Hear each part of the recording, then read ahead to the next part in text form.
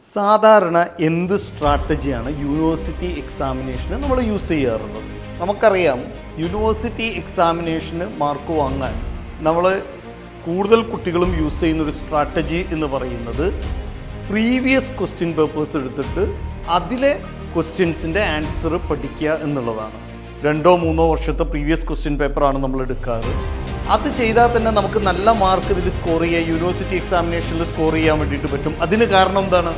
അതിന് കാരണം university എക്സാമിനേഷനിലുള്ള questions repeat ചെയ്യുന്നു എന്നുള്ളതാണ്. എന്നാൽ നമുക്കറിയാം, നെറ്റ് JRF എക്സാമിനേഷനിൽ ക്വസ്റ്റ്യൻസ് റെയർലി റിപ്പീറ്റ്സ്. ഇനി റെയർലി റിപ്പീറ്റ് ചെയ്യുമ്പോഴും അതിൻ്റെ ഓപ്ഷനിൽ വ്യത്യാസം വരാം. ഓപ്ഷനിൽ വ്യത്യാസം വരുമ്പം അതിൻ്റെ ആൻസറിലും വ്യത്യാസം വരാനുള്ള സാധ്യതയുണ്ട്.